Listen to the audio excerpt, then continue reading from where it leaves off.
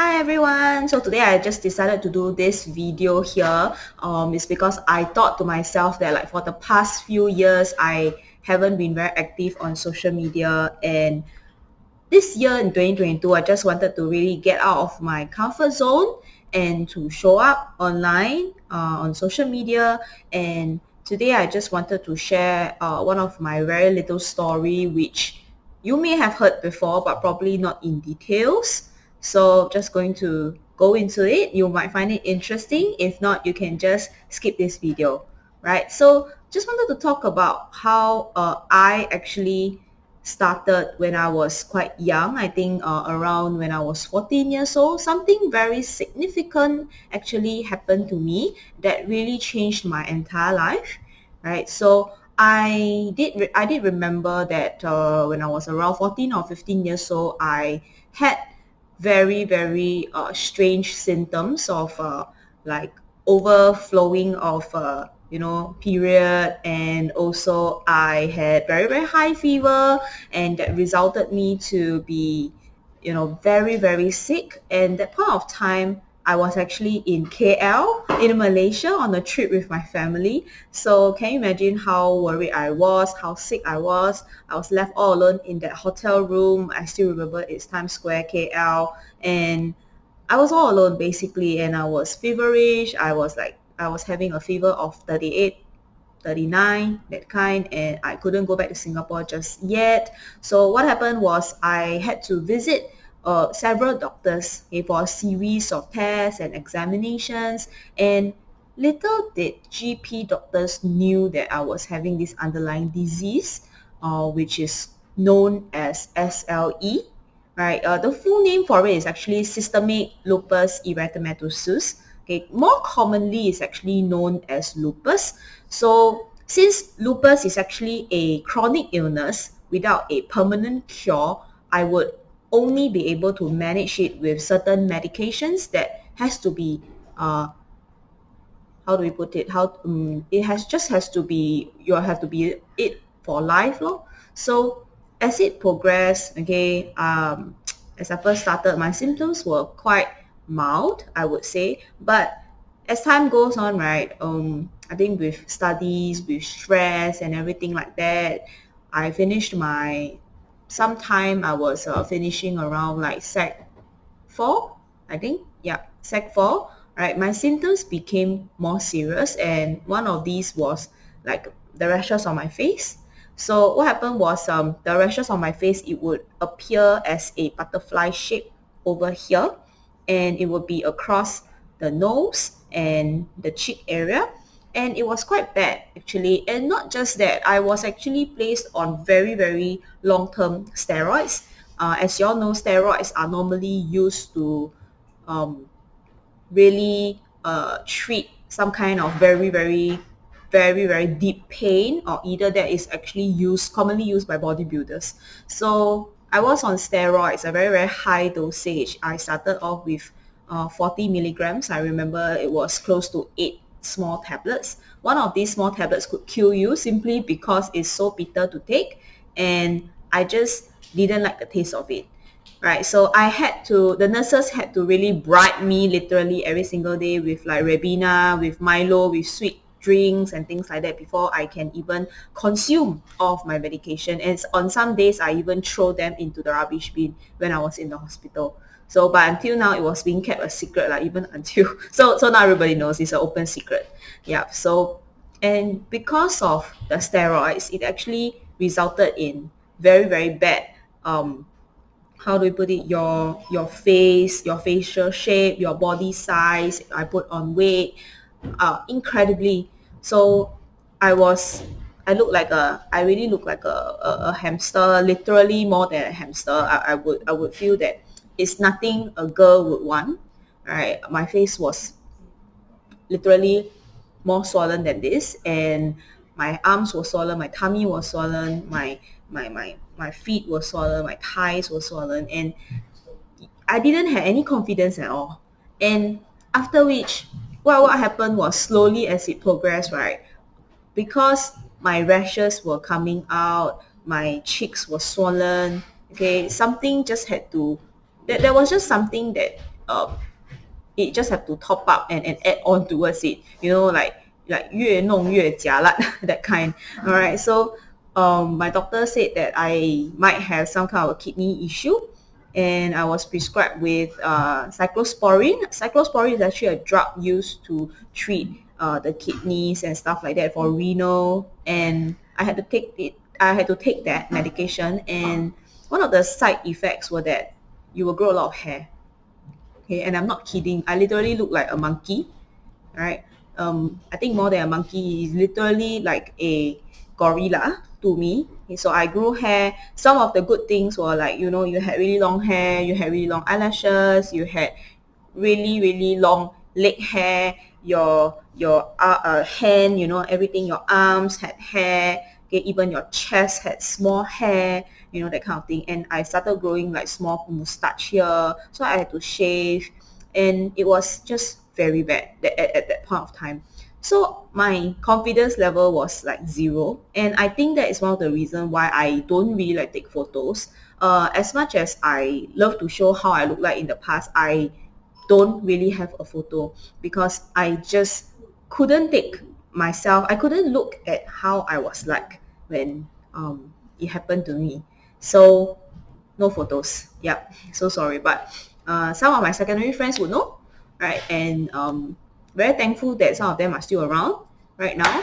So yep, back to this. So what happened was because of the steroids and the oral medication and every single thing that happened to me, right, I have this rash issue. My hair was slowly dropping after the doctor removed me from cyclosporine. My hair was dropping and it was very bad. Literally, I can't go out and things like that. So what happened was, I think my illness became better. Right? And around this time, I was close to 17 or 18 years old, right? Quite young. I joined my first job, and I started off as a beauty consultant in a popular brand, right? A very renowned brand in Singapore, right? I learned a lot about the products that I was selling, and I was very, very passionate about, like, how ingredients would change one person's skin, how this product worked and help other people, help other women, men and women. So it was a very, very enriching experience. However, my skin rashes are then still causing some problems like in my line of work. So I really have to be very careful. I have to put on a lot of makeup, a lot of concealer, things like that. And because I was a beauty consultant, right, I was expected to have flawless skin at all times because it was like reflective of the brand that I was representing.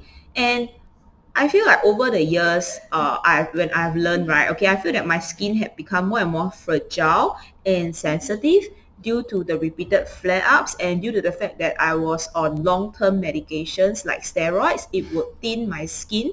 So I actually had difficulty applying some of the beauty products and some of the skincare products that were shown, that was commonly sold in major drugstores or pharmacies. All right, so this was then slowly a turning point for me until I met one of a good friend. Let's call her Valerie, right? She introduced me to this very interesting product and a very revolutionary product from Korea, right? So upon heeding Valerie's advice, right, so I actually tried Piontech's Volume Talks, which totally changed my skin. And it's like, this is an all-in-one skincare product. Back when I started using this product, right, I think it was 2016, I was really sold by it. But then I was quite young. I think I was 24 or 25 years old or even younger. I did not have that amount of money to really go and sustain this skincare product. So what I did was okay, I went to do some research on the manufacturer, the brand owner, and things like that on Volume Talks. And then despite me not knowing how to speak the language Korean, because Volume Talks is actually a product that was manufactured in Korea. So I did a lot of research. I called up some of the companies asking, how can I bring in this particular product, because I feel that it would really, really benefit a lot of ladies out there, especially it's a all-in-one product. And it was effective in calming down my rashes. It also helped me to plump up my thin and very fragile skin that I have suffered from being inflamed many times over the past 5 years from steroids and things like that. So and of course from here on there was no turning back. So I considered branching out on my own and started my own little beauty business for a long time. But this product just kind of like cemented my decision, because it was because of this product, and that's why I started my own business, which is Stella K Beauty, right? And I know that if I'm going to start this business, there's no turning back for me. Right? This is how Stella K was born in 2017. So one of the things that I did previously was to contact the manufacturers of Volume Talks, right, from South Korea. And like I mentioned earlier, despite me not knowing how to speak the language, I still persisted to call and make emails and things like that. And I was using online translation apps and such. So it all started when I started bringing my first 10 box of Volume Talks.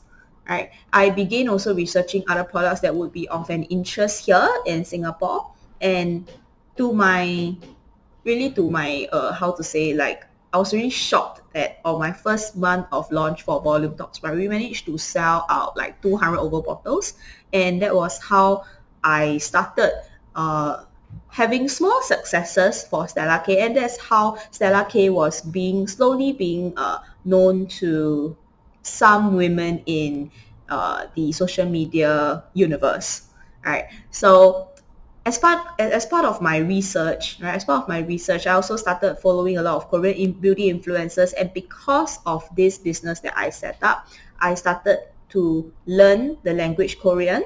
And I'm proud to say that until now, I have been learning the language Korean for about close to 3 years plus, and I'm already in the advanced level. But there are just no one for me to speak Korean with. So if let's say you want to just be a part of this community that I'm trying to build, then feel free to let me know. I'm happy to practice my broken Korean with you, right? So, and of course, it was time that I started bringing in more new products. I also moved into a new house. I had my house and I had a spare room, and this actually converted into a storage area for the first few boxes of beauty products that was coming in. Right. So from I would say a humble home-based business, Stella K grew rapidly with my first staff. I remember my first staff I hired was my neighbor, right? So because she had to help me in packing all my orders when I was not available or when I was away, so I really, really thank my neighbor, right? She's a stay-at-home mom, and she just lived above me, right? So yeah, so the purpose of this video is really to share how Stella K Beauty came about. Is really sharing the progress and the path. And I would say that very soon the little small space in my house, I just outgrew it, and I had to move to a shared co-working space. And it wasn't long before I had to move to an even bigger space that I call my own. And then from just one assistant, right now I think the Stella K team hosts 5 dedicated staff, which I'm very thankful for. And Stella K grew from just having to one brand, which is Volume Talks, to now we have 10 brands, and I still continue to test each and every product. That is my dedication, and that is my motto, because I feel that I really have to test every single product, simply because I have very sensitive skin, right, because of my steroids I've been taking, things like that. And in terms of the product, it has grown from just skincare. Now we have branched out to hair care and even slimming products, right? So from less than 10 orders per month when I first started out, Stella K now see an average sales of more than 300 parcels per month consistently, and on good months we can go up to 500-600 parcels. So I would say that I still maintain a very strict standard despite running this business for close to 5 years now. Anything that I want to bring in, it has to be suited to Singapore's weather. That's number one. And I insist that all of these products have no sticky or clumpy texture. And also, I'm especially very, very into products that are safe. So no nasties, right? No funny things like parabens and stuff like that. So of course, when COVID-19 hit, these products should be even friendly to people that has to wear masks every single day. So I would say that this is really what I live, breathe, beauty products and my passion for it. So as Estella K continues to grow now, I still see very, very great opportunities to bring more K-beauty products to our platform, to more women, empowering them and also making them more easily available via resellers and also via direct selling through some of our resellers and some of our we do have some stores that we are collaborating with. All right, so all this is just the beginning for me. I see this as a beginning, and Stella K we actually hope to plan on to being a strong presence to building a strong presence in Singapore's beauty scene, and hopefully one day in the neighboring countries as well. So this sums up the entire story of me, how I got to know that I had lupus and how I actually started with Stella K. So if you like more of these videos, please comment down below and I'll be happy to film more of these videos behind the scenes and some tips and strategies that you can use to grow your business, or either to improve your skin, or either to really just enjoy being a part of our beauty community. So that's all for now. Bye.